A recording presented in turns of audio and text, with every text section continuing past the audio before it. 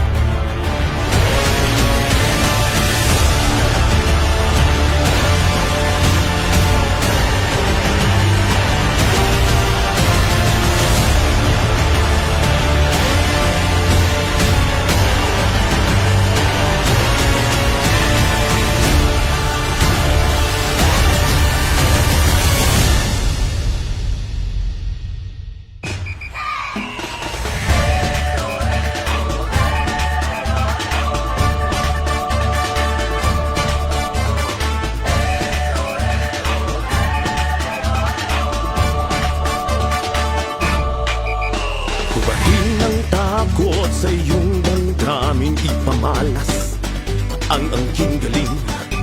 Tumayong mong tapang harapin ang buhay at kapin ang tagumpay. Tulungan ang kapwa at bigyang halaga, huwag hatakin ng pababa.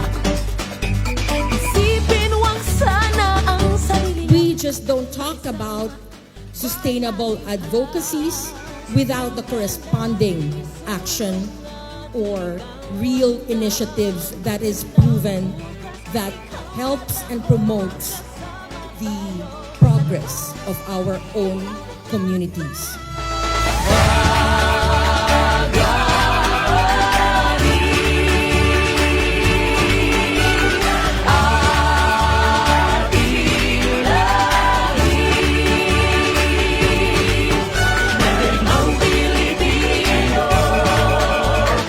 Rest assured that the DILG will always be your constant partner in making our communities more sustainable and livable, and thus realize the transformative promise of the United Nations Sustainable Development Goals and the 2030 Agenda to leave no one behind.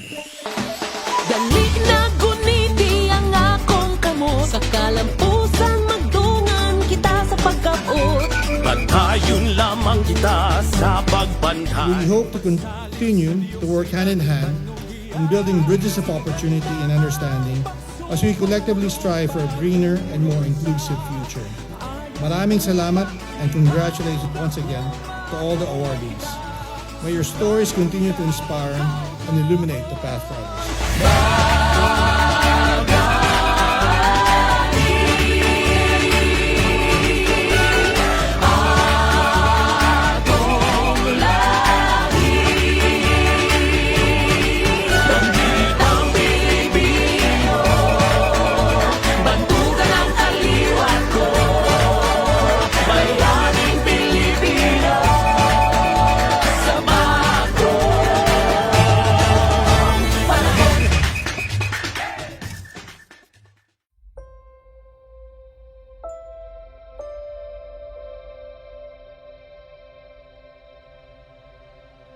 Our country is so wealthy from an agricultural point of view. Let's exploit this and share this with our people to create a new tomorrow for our children.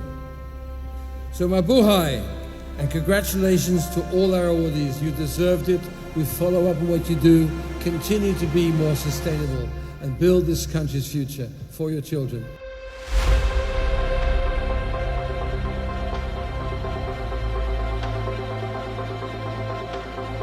I'm so honored to be awarded the Local Chief Executive of the Year. It really means so much to me. I'd also like to say thank you to those who believe in me, who are with me here today. I'd like to say thank you to everyone here tonight.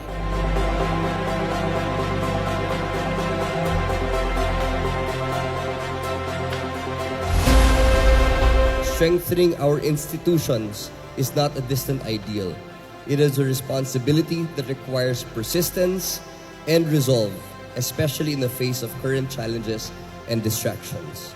Thank you for this recognition and allowing me to share this moment with all of you. My hope is that we continue this path together with a shared determination to create a Philippines where fairness is the norm, unity is our strength, and strong institutions are our foundation.